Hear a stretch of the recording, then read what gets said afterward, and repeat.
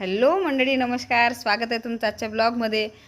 नवरात्री दिवाळीची साफसफाई सुरू झालेली आहे. आज करतो उद्या करतो असं करून करून खूप वेळ झाला, म्हणून म्हटलं आज करूनच टाका. आम्ही साफसफाई नवरात्रातच करतो, कारण दिवाळीत तर काही करत नाही, आधीच करून घेत असतो.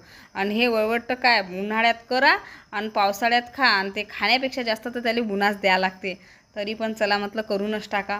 पूर्ण घराची साफसफाई केली. साफसफाई करता करता तर कंबर हेकोळी झाली. आणि मग काय, आमच्याच घराजवळ मातामाईचं मंदिर आहे, तिची पण साफसफाई करायची होती, कारण नवरात्र जवळ आलेलं आहे. मग काय, आम्ही सगळ्या वेटायतले लोक एका जागी जमलो आणि लागलो साफसफाई करायला. पावसानं तर हे झाडं असे झाले होते, विळ्यानं कमी आणि उकडल्याच जास्तच आहे. पूर्ण मातामाईचं मंदिर मस्त स्वच्छ करून टाकलं. मग झाली बा वेळ आपल्या ड्युटीवर यायची. ड्युटीवर तर याच लागते. ड्युटीवर आली. मालकाचं काहीतरी चालू होतं तिथं लाईटाचं, कारण त्या दिवशी विजीमुळं एका दमानं 4-5 लाईट चालले गेले होते. तर मग ते नवीन लाईट आणले आणि मालकानं त्याचं काम केलं. मग लागली होती भूक. मस्त ज्वारीचे धापडे मस्त मस्त भाजले आणि मस्त खाल्ले. ज्वारीचे धापडे तर 2-3 खाल्ले का पोटच भरून जाते रे बा. मला तर खूपच आवडते. आणि आज तर सकाळपासून खाणंच चालू आहे. मग आणले संध्याकाळी फ्रूट. ते फ्रूटही मस्त दाबून घेतले. जाम तर खूपच आवडते. इकडे होई ना सर्दी, त्याचं काही नाही आहे.